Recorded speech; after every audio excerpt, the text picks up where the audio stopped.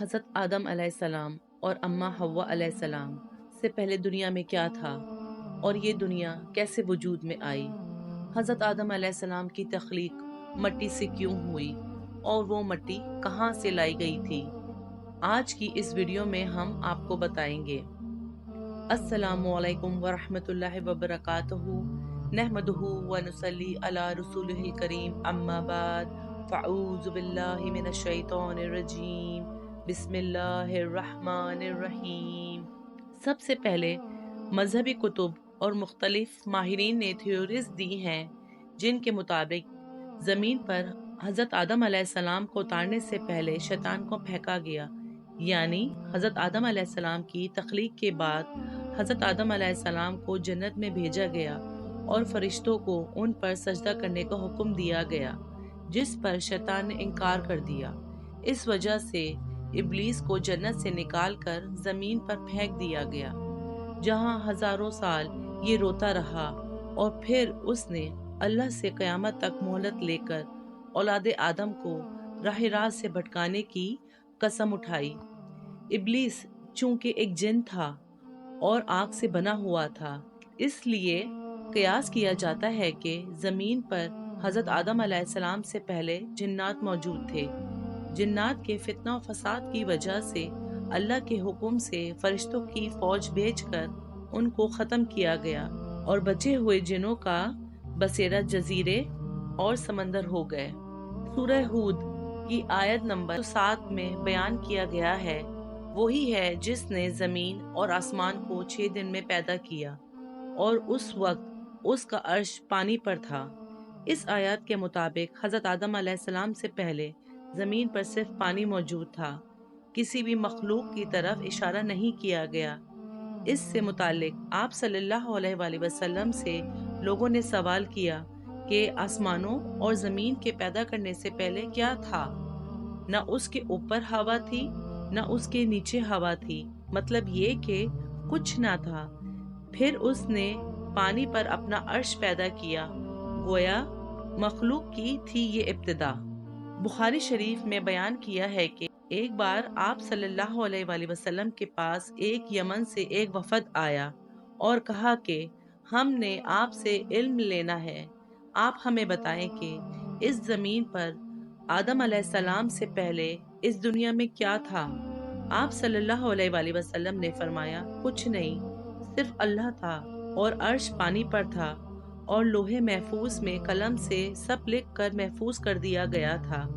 آپ صلی اللہ علیہ وآلہ وسلم فرما رہے تھے کہ بلا شبہ اللہ نے سب سے پہلے قلم کو پیدا کیا، پھر اللہ نے اس کو حکم دیا کہ لکھ، چنانچہ وہ اسی وقت چل پڑا، اور قیامت کے دن تک ہونے والی ہر چیز لکھی گئی۔ یہ اللہ تعالیٰ کا علم تھا کہ جس کو قلم نے اس کے حکم کے مطابق لوح محفوظ پر لکھا۔ حضرت سیدنا عبداللہ بن عمر بن عاص رضی اللہ عنہ سے روایت ہے کہ میں نے سنا کہ رسول اللہ صلی اللہ علیہ وآلہ وسلم فرما رہے تھے کہ اللہ نے آسمانوں اور زمین کی پیدائش سے 50,000 سال پہلے تمام مخلوقات کی تقدیروں کو لکھ دیا، اور اس وقت اس کا عرش پانی پر تھا۔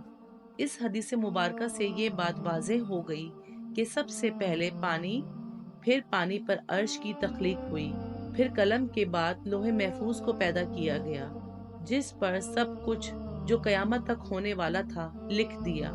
پھر کائنات کے باقی مخلوقات، آسمانوں اور زمین وجود میں آتی گئی۔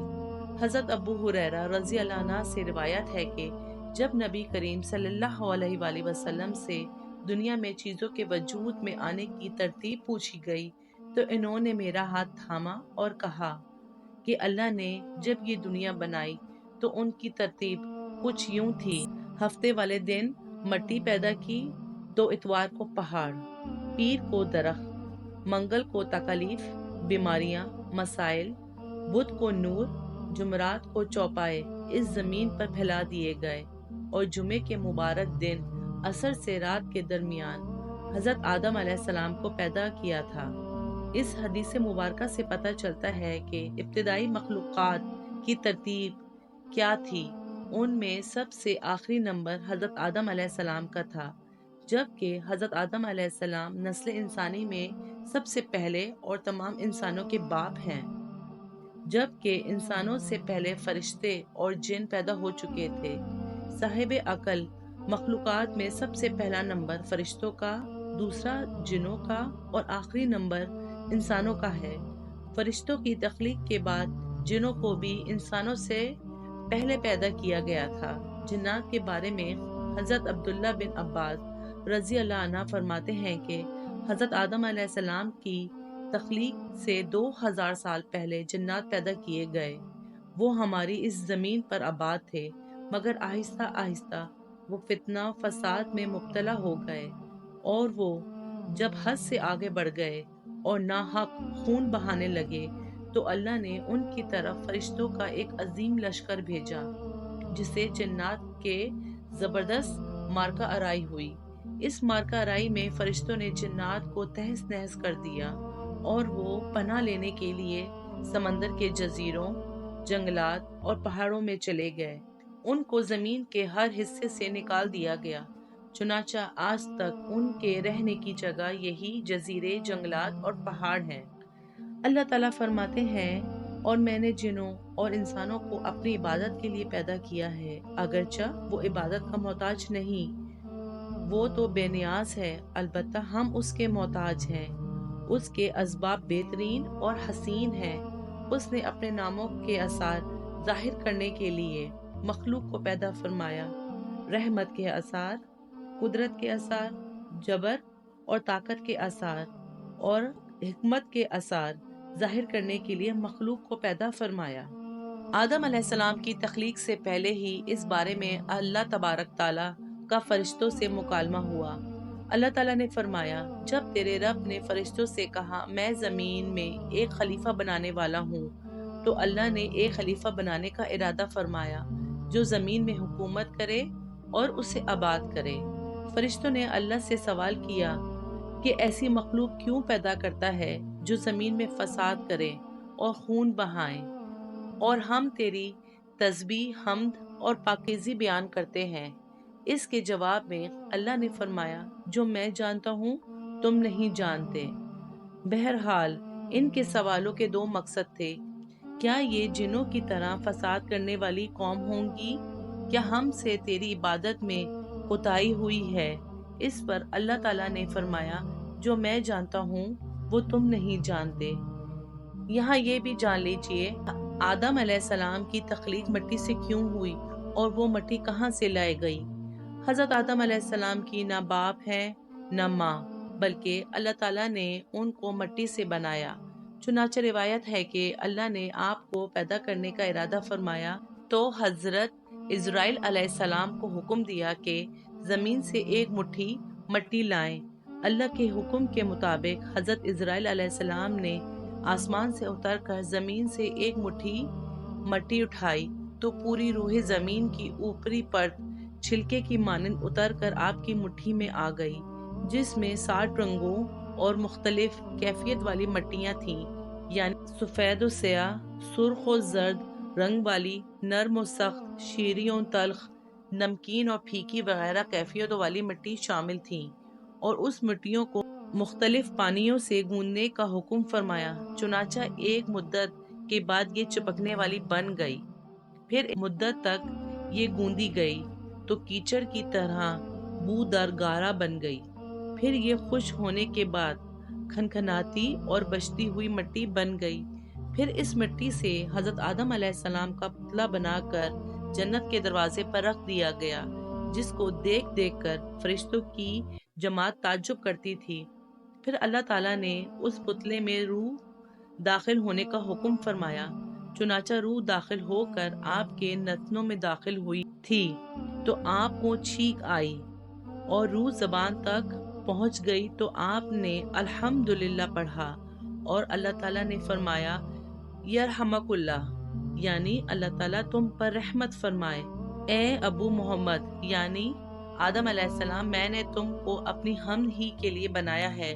پھر رفتہ رفتہ پورے بدن میں روح پہنچ گئی اور آپ زندہ ہو کر اٹھ کھڑے ہوئے۔ مذاہب کہ کریم کتابوں میں یہ بھی لکھا ہوا ہے کہ ابلیس یعنی شیطان جن تھا اور اللہ تعالیٰ نے اس کی عبادتوں کے باعث اسے فرشتوں میں شامل کر لیا تھا اور اسے ان کا سردار بنایا تھا، لیکن شیطان غرور کا شکار ہو گیا۔ اس نے مٹی کے پتلے یعنی حضرت آدم علیہ السلام کو سجدہ کرنے سے انکار کر دیا۔ جب اللہ تعالیٰ نے حضرت آدم علیہ السلام کو مٹی سے بنایا تو سب کو کہا ان کو سجدہ کیا جائے، لیکن ابلیس کے اندر غرور تھا۔ میں آگ سے بنا ہوں، یہ مٹی سے بنا ہے، میں اسے کیوں سجدہ کروں؟ اس نے سجدہ کرنے سے انکار کر دیا اور یہاں سے خیر و شر کی طاقتوں کے درمیان جنگ کا آغاز ہو گیا۔ قدیم صحائف نے لکھا ہے کہ جب شیطان کو حضرت آدم علیہ السلام کو سجدہ کرنے کا حکم دیا گیا تو اس نے حضرت آدم علیہ السلام پر حقارت سے تھوک دیا تھا۔ شیطان کا تھوک حضرت آدم علیہ السلام کے پیٹ پر گرا تھا اور اس کے بعد اللہ تعالیٰ نے حضرت جبرائیل علیہ السلام کو تھوک والی مٹی نکالنے کا حکم دے دیا۔ حضرت جبرائیل علیہ السلام نے یہ مٹی نکالی تو حضرت آدم علیہ السلام کے پیٹ پر ایک چھوٹا سا سوراخ بن گیا۔ یہ سوراخ ناف کی شکل میں آج بھی ہمارے پیٹ پر موجود ہے۔ اللہ تعالیٰ نے اس ناف کی مٹی سے جس پر شیطان نے تھوکا تھا اس سے کتے کو بنایا تھا۔ دوستو، کتے کی تخلیق کے متعلق دوسری روایت یہ بھی ملتی ہے کہ جب حضرت آدم علیہ السلام اور اماں حوا علیہ السلام کو اللہ تعالیٰ نے زمین پر بھیجا تو شیطان نے زمینی درندوں کو ورغلایا کہ وہ ان دونوں کو کھا جائیں، تو تب اللہ تعالیٰ نے کتے کو پیدا کیا جس نے حضرت آدم علیہ السلام اور حضرت حوا علیہ السلام کی ان درندوں سے حفاظت فرمائی، یعنی کتے کی پیدائش حضرت آدم علیہ السلام کو زمین پر بھیجنے کے فوراً بعد اللہ تعالیٰ نے فرمائی۔